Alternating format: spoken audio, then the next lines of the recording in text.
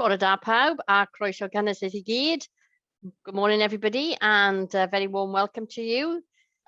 This is our session with our Q&A with our Deputy General Secretary, Jane Peckham.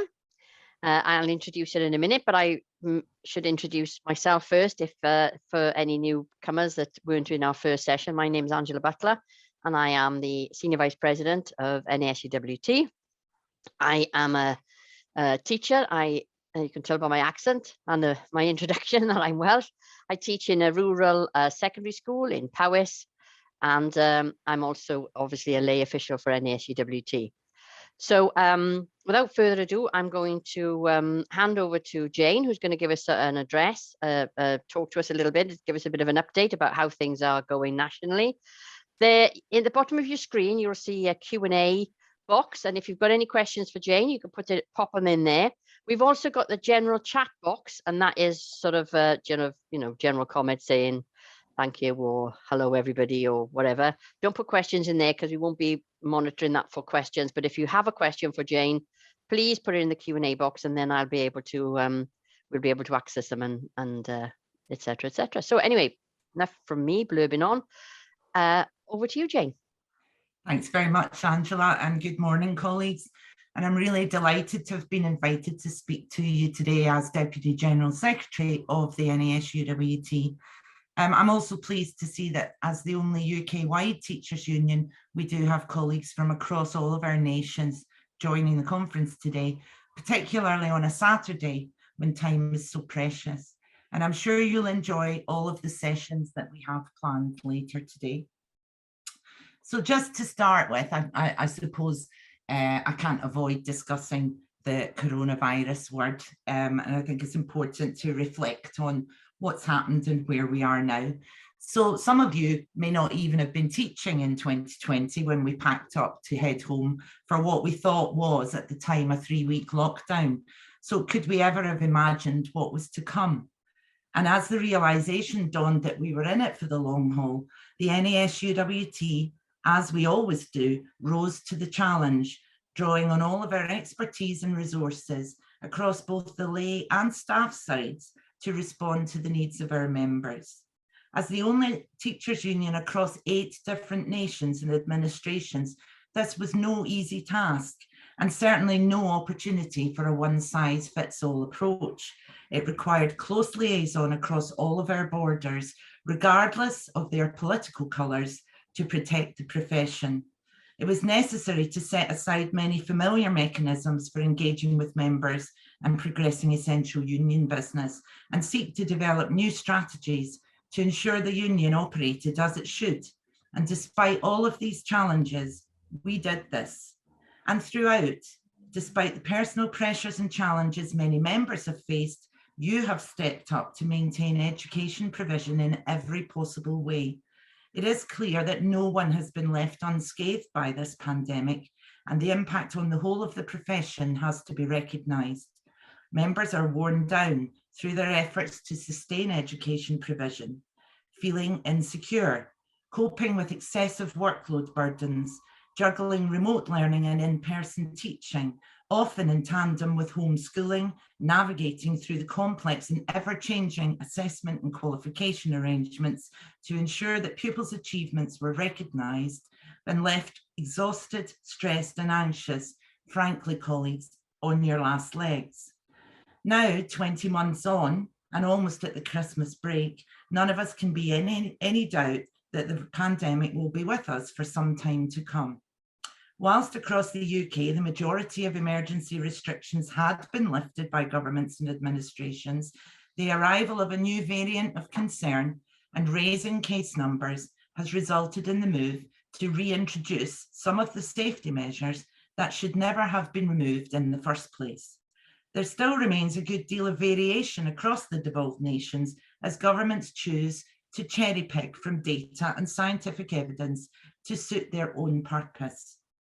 Much of their rationale relies on vaccination as the main protection. Vaccine passports have already been introduced into social care settings, and we have to be alert to the risk that this will happen and be extended to the education sector. We cannot accept a scenario of no job, no job, no job even. This would have implications not only for the response to the pandemic, but to other rights at work in the future. Whilst vaccines have an important role to play in helping to minimise the impact of the virus, they are not a replacement for robust control measures which are essential to preventing the virus from being transmitted. Governments, particularly in England, seem to have conveniently forgotten about this. You only need to see the recent announcements from Europe to recognise the reckless decisions that were taken with your safety through the almost complete removal of the protections you had pre-vaccine. Ventilation is key, but it will not be addressed solely through the rollout of CO2 monitors. Whilst this strategy was welcomed, there is a lot of confusion out there on whether the monitors are being deployed correctly. And we will be very shortly undertaking some surveys to get some evidence that we can use in our responses to government on all of the ventilation issues. Face coverings are back, but again with variation. Some across all areas in schools, some just in public areas, applying to different age groups, and the buck passed to local directors of public health to make decisions that should be being taken by government. Is it too much to ask that there is consistency of approach and clarity across all of our education settings? Well, rest assured that the NASUWT will continue to press our concerns with governments for effective measures to ensure your safety in the workplace. Although the essential priority over the last 2 years has been all things COVID, that doesn't mean that our normal business wasn't also our focus, as the issues affecting our members day to day did not disappear when the virus arrived. Workload remains the highest concern for members across the board, and this should come as no surprise. Excessive workload has had a huge impact on teachers' health, safety and well-being, and undermines your ability to teach effectively. 4 in 5 teachers have said that their workload and the stress of the job have increased, and half of teachers say that workload has negatively affected their physical and mental health. 2/3 of teachers tell us that they are seriously considering leaving the profession because of their concerns about excessive workload. Members are reporting that schools are increasingly taking the opportunity to place more workload demands on teachers, using the pandemic to insist that teachers work harder and longer in order to assist pupils to catch up with lost learning. The NASUWT refuses to accept this position. We believe that governments and employers cannot stand by and insist that the profession simply soldiers on. Whilst the job of teaching has always been demanding, governments have a responsibility to intervene, and schools have a duty to take action to tackle excessive workload and to safeguard the health, safety and welfare of all staff. Teachers deserve better. We have been working to review and refresh our workload campaigns to support you and other members in tackling excessive workload burdens. The NASUWT workload checklist, which was uploaded 2 weeks ago to the website, seeks to empower members and encourage employers to demonstrate the value they place on teachers through the actions they take to address concerns about workload. The NASUWT is also making clear to bad employers that we will step in the interests of our members, to insist on working conditions that let teachers teach. Furthermore, we will never accept business as usual if that means that any one of our members is subject to unfair treatment, discrimination, and physical and mental injury at work, or has to leave the profession because of the damage inflicted on them by the failure to tackle excessive workload.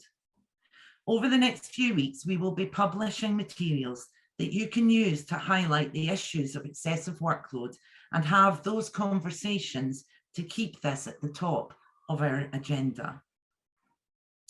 And now moving to pay. It's been interesting that the different approach across the nations reflects the different attitudes towards the profession, but a commonality in the refusal to adopt the Westminster pay freeze was very much welcomed. But in teachers' pay in England, the Westminster government has now promised fair and affordable pay rises across the whole of the spending review period. That's not quite the same as the media reports that government would end the current pay freeze. Any talk of pay rises in the spring is premature, as the pay award will not take effect until next September. And in the meantime, teachers will continue to face rising cost of living pressures. Any decision on teachers' pay will have to await the outcome of the school teachers' review body process, which will depend critically on the scope of the remit that is set for the review body by the government. And this remit is due to be announced in the week of the 13th of December. But any announcement is unlikely to be enough to address the deepening crisis in teacher morale, with 71% of teachers reporting that they would be much more likely to consider leaving the profession, potentially exacerbating existing recruitment and retention difficulties. Pay for teachers in England now lags behind other nations in the UK, as you have suffered 17% real term cuts since 2011. The debate on will they, won't they, in terms of raising teachers' starting salaries to 30,000 from next September still continues, making teaching less competitive and dissuading many graduates from choosing to enter the profession. This is further evidenced in the announcement of the initial teacher training data this week, which illustrates that targets are not being met and confirms that the recruitment crisis continues. The NASUWT has been clear that failing to tackle urgently the crisis in teachers' pay will result in thousands more teachers leaving the profession prematurely. We will now be pressing the government to keep its promise to invest in teachers, starting with giving the STRB a full remit that will restore the value of teachers' pay and end the retention crisis. But teacher retention does not rest solely on levels of pay. Career pathways will also influence this. For most, the only route is through leadership and management structure, and that's fine if that's where your ambition lies. As a young teacher, I had no ambition to progress up the leadership route, a route that would take me away from the classroom and the role of teaching, although I do recognise that's somewhat ironic now given the position I now hold. But there were no other options available to us at that time.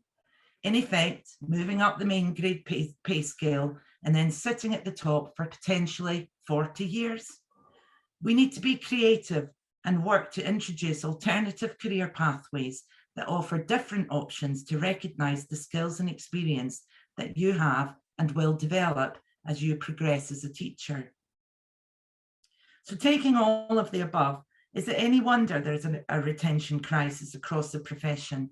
A crisis that will continue until governments recognise the impact on your health and well-being and take proper steps to reward you for keeping education going throughout the madness that has been COVID. You can't have failed to notice that COP26, the climate conference, took place in Glasgow in the first 2 weeks of November.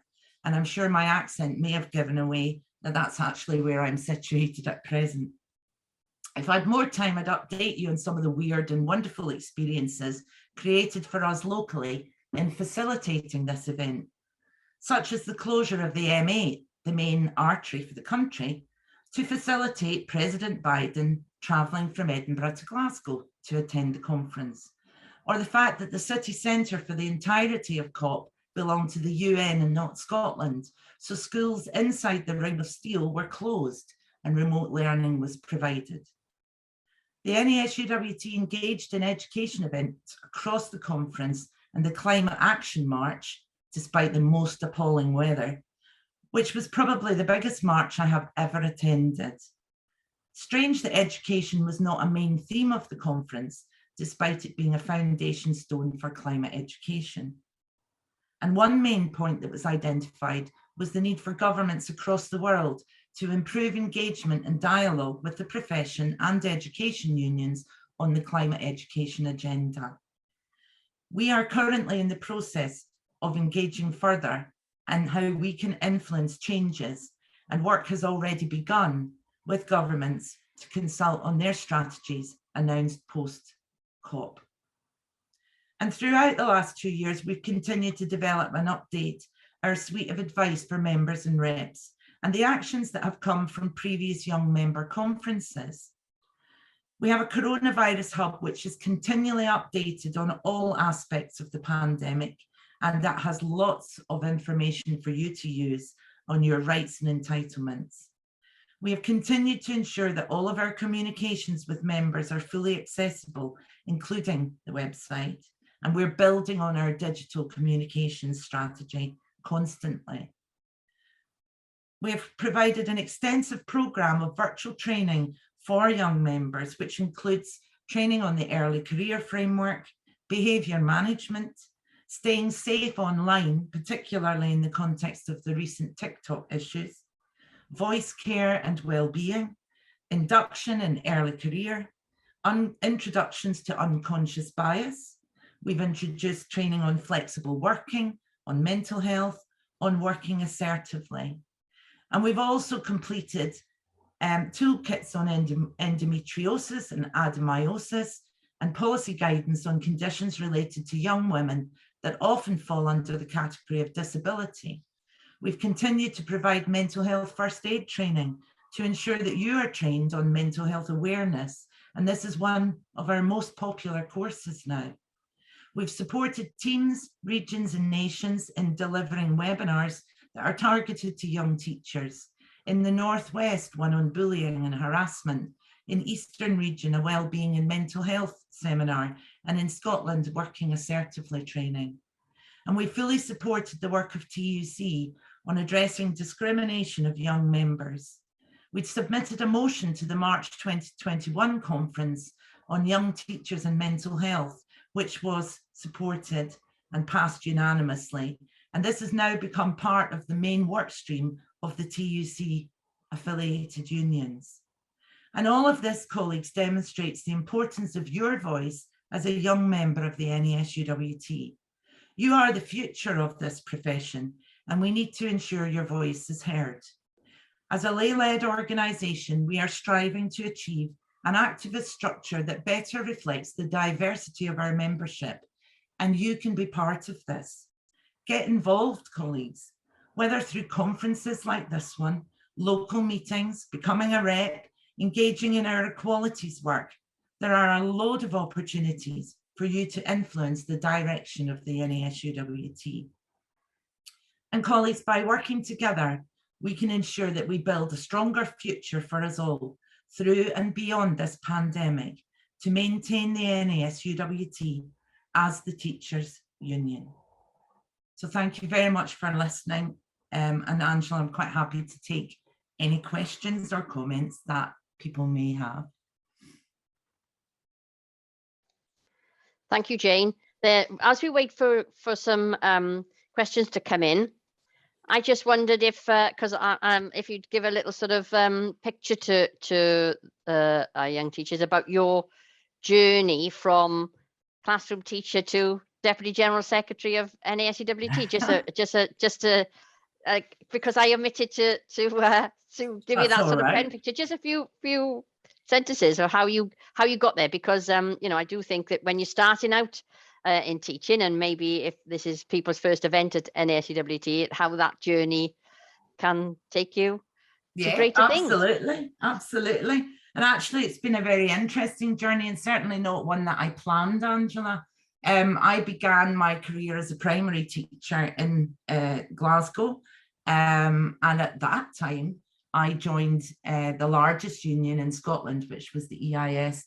I took part in the pay campaign that was running. I won't tell you what year because it will give away my age, and got very kind of actively involved in that side of things around pay award, etc. But unfortunately, when support was required, the EIS were not there in the context, and so myself and a number of colleagues in our school, we had a bullying head teacher. He was horrific, actually.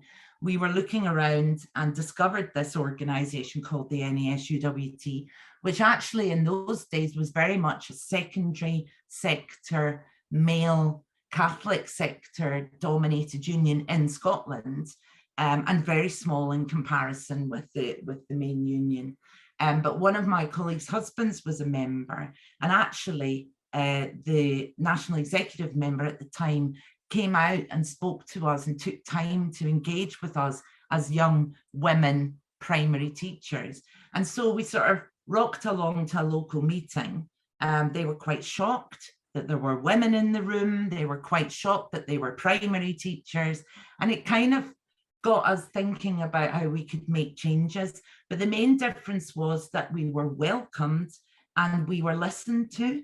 And that was hugely important as a teacher, particularly in our early careers. So kind of as happens in the union movement, we sort of got sucked into that engagement, and I got engaged with the union at local level and found it hugely rewarding. So I progressed through that kind of health and safety rep, and then sort of local president and so on.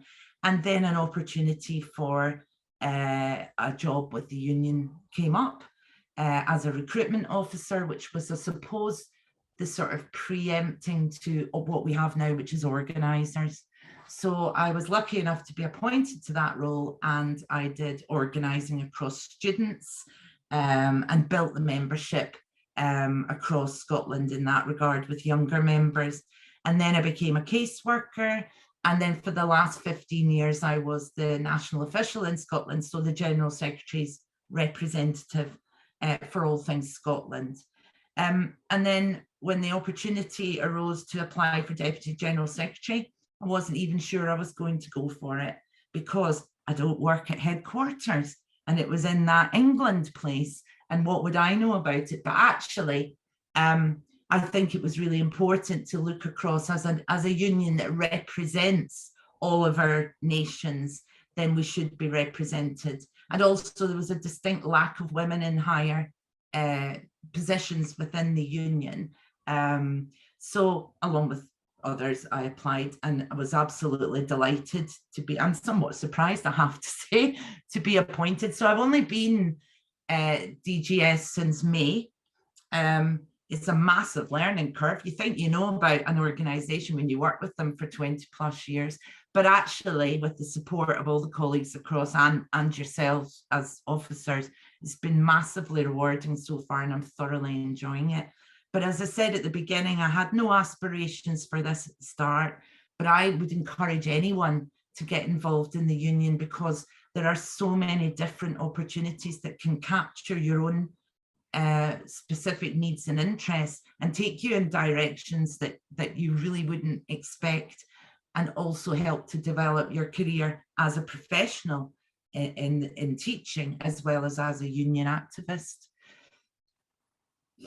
Yeah, I agree with your last sentiment there about helping to progress your career as well, because you know, I've only found that the courses and the CPD I've had with the union movement have really I've been able to use in my day job as a teacher. And I just a follow on question to you about that sort of thing, Jane. Trade union structures can sometimes seem really complex, can't they, and old fashioned. So how can we make it easier for our young members to be involved? Well, I can recall back in the day as an activist going to annual conference, Angela, and as members know, that's when all of the members from across the whole of the UK and beyond come together. And it's actually something I would encourage every member to do at some point, because it gives you the perception of the size and strength of the organisation that you belong to. But I vividly remember sitting with colleagues from the London region that we had met through various training courses, actually. And it was almost like a foreign language. They were talking about this thing called Ofsted and key stage whatevers. And as a teacher in Scotland, we didn't have, well, we did, but we had different terminology. And there was almost a need for a sort of bibliography or a translation sheet on, if they say this, think of that. And I think that's really important to make it accessible.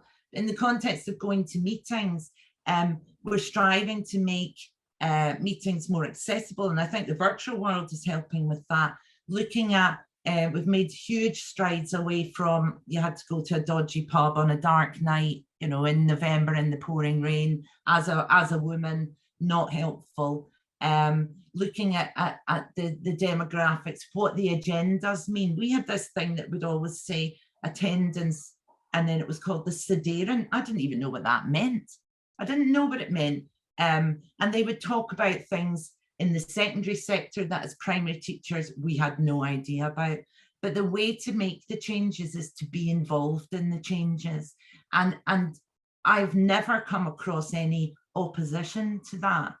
And in the wider context as a union, what we need to be doing, as I said in my address, is looking at how our activist structure reflects our membership and looking at adopting strategies that other unions have used. In Scotland, there was a very good strategy that they called Step Aside Brother, and it was to tackle that issue that women were finding where they would go to a meeting and it was always a man that was running the meeting. Now, not that there were any particular issues with that, other than how do you make that sort of decision-making local body more accessible.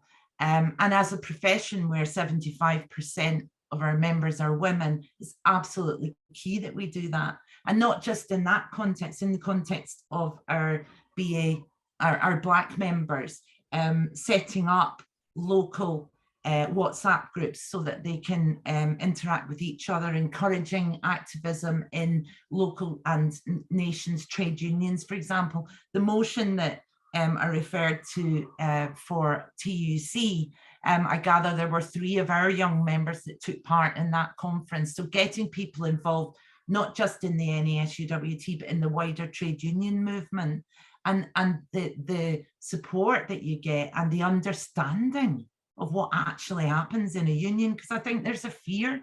I think often the first word that comes to mind if you ask people to define, you know, what's the first thing you think about when you think about a trade union, they'll say strike. Now, you know, that does happen, but it's not the key role of the union. And it's just building that understanding and having that ability to contribute to the changes. Yes, I agree with all of that. We have a question that's come in from one of our members. It says, several young members in my school are not a member of any union. What's the most important reasons to join a union and why the NASUWT? Well, I mean, I know you've sort of touched on that, but I think my firstly and foremostly, my main concern is that they're not a member of any union. That is quite frightening, particularly when we are seeing the many abuses, if you like, of particularly young teachers who are new into their career. And it's about, there seems to be a fear, I think, that being involved in the union will be a detrimental thing. And I can only say, colleagues, that is absolutely not the case. It's quite the reverse. It's almost like having that family, having that support behind you, and that ability to share and discuss and have issues addressed. I mean, we used to say when we had the newly qualified teacher seminars, if I was doing address to that, it would almost be, well, it's been really nice to meet you all, but I hope I never meet you again other than in a social setting, because there was always that perception of if we met again, it's because the member had a problem. But actually more and more, it's about the positives. And why it should be the NASUWT, well, I'm clearly biased, but I think part of that relates to what I was saying earlier in my journey, is that the NASUWT is a union that I have never had a problem with standing up and advocating our principles and our ethos, because they are absolutely about the profession. And as a lay-led organisation, the decisions are made by the profession. And that was not my experience as a member of a previous union. We are also the only teacher trade union that covers all sectors in England. Many others incorporate education staff, and that's fine for them. But there are other unions that support members in education staff. So we are completely focused on the needs of teachers and school leaders. And that allows us to direct our campaigning work with governments with that focus. It's always been the voice of the profession. It's always been about having our teacher voice heard, and that's how it should remain. So I just think that I cannot advocate more strongly that the NASUWT is the right choice, but I would encourage our members to share their experiences of the events that they attend, of the training that they have, and try and encourage people to see that this is something that they can also be part of by joining the union. But as I say, I'm concerned that any teacher is not a member of a union, because as you well know, we encounter people all the time who then have a difficulty and think, oh, I better join the union, but unions can't actually support them in something that predates membership. So it's just about sharing the positives, I think, and trying to counteract that negative perception of trade unions. Yes, I agree, Jane. You know, this last week, I went and visited 3 supply teachers, young teachers, just newly qualified, who were coming in and doing supply in my own school, because as you know, in many schools now there's lots of supply teachers because of staff absence. We've got quite a number of staff, and none of them, not one of them, was in a union. And I said, you do not set foot inside a classroom in a school, in a classroom, without being a member of a union, because obviously I was extolling the virtues of NASUWT as you've just done, and saying it is by far the best teachers union. In Wales, we do have another union that represents teachers, just teachers, but it is a union that is takes a more nationalistic focus, rather than as you've said, we have a UK-wide focus, and I personally think that is fantastic. Teaching in Wales all my career is still really good to talk to teachers in Scotland or Northern Ireland or all parts of England, Channel Islands, Gibraltar, you know, and we support and represent teachers who work in schools that with military schools as well, don't we? So yes, we have a great big breadth of experience to share in both state and independent sector. So it's fantastic. But I did say, you know, I do worry about anyone setting foot in and supply agencies do not advocate unions, and they should do, because they don't support teachers when if things should go wrong. And unfortunately, it's been in the news recently that safeguarding issues have absolutely skyrocketed because young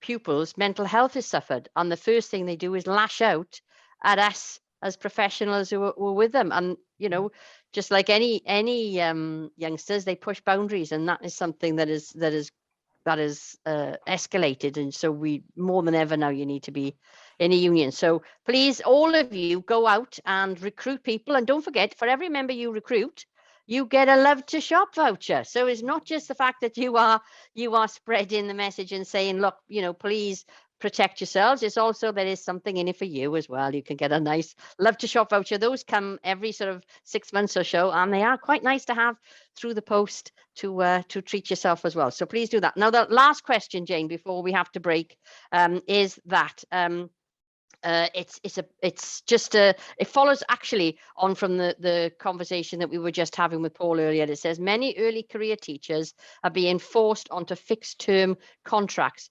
rather than being employed permanently. And what can we as NASUWT do to help? Well, I mean, this is just an illustration of one of the abuses of teachers in their early career, because I think often employers take advantage of the fact that someone who's new into teaching wants to be able to make their mark, wants to be able to demonstrate that they are committed as professionals, and very often go above and beyond what they should be doing, and frankly to the detriment of their own health and well-being. And very often, with, you know, there's the misconception that if you're constantly available or absolutely not challenging any of the sort of methods under which you're employed or so on, that will help you progress. Or if you did raise your head above the parapet, that would impact on your ability to progress through your career. Now, that is absolutely unacceptable.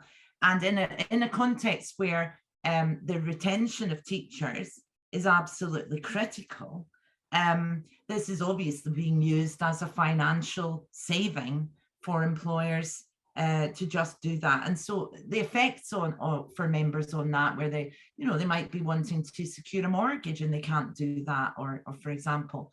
And I think that anyone who's in that position needs to be raising that with us to see what support can be achieved. We have a network of regional and national centres, and we have a network of colleagues who support in multi-academy trusts and in MATs that are regional, who are constantly engaging with the employer to improve terms and conditions across both local authority schools and academy schools in England, and across all of our nations as well. And where this is something that begins to show a pattern, then we can get involved in pushing for that to be addressed. Also, the legal side of things around, if you're constantly in a temporary contract, for example, there comes a point when you are entitled to a permanent post. People may not know that. And unfortunately, as we've learned through our many years, Angela, the misconception that employment law protects you is a real issue, because actually the employment law is the baseline, and we go above and beyond that wherever possible. So if there's someone who is struggling with that continual lack of security and lack of permanency, they need to be having that conversation with us, whether it be a rep at school or just pick up the phone or contact us in whatever area you are, and we can provide advice and support on your individual circumstances. And on a wider level, we are in continual conversation with all of the education departments in all of the nations, raising issues like this to make improvements to that. Okay, right. I think we sort of coming to the end of this session. I want to thank you very much for your time this morning, Jane, and to just to say to colleagues that you should have had the obviously, if you're on here now, you've got the links to the next session. The next session is a really exciting panel discussion. It's going to be chaired by my colleague Claire Ward. I will be there as well to welcome you, but it will be chaired by Claire Ward. So the panel discussion is something that is always a really dynamic session. So have a little look at the biogs of the people who are coming. If you can think of any questions that you want to ask, if you can pop them in the Q&A box when you log on, that'll be brilliant. And after listening to our panelists, you'll be able to engage in the Q&A like you have now. But thank you for people who've contributed, and thank you very much to you, Jane. We've got Thank you for having me. It's been great. I'm sorry. Hopefully next year we'll be able to be. Well, yes. Although I do like a virtual platform, we'll be able to physically be together. That would be even better. Yeah. And as I was saying, so this session will finish now, and we use the new link for the new session, which is going to start in about 20 minutes at 12 noon. Okay, so thank you very much, Jane. You enjoy the rest of your day, and I'll see the rest of you in about 20 minutes. Cheers then. Bye.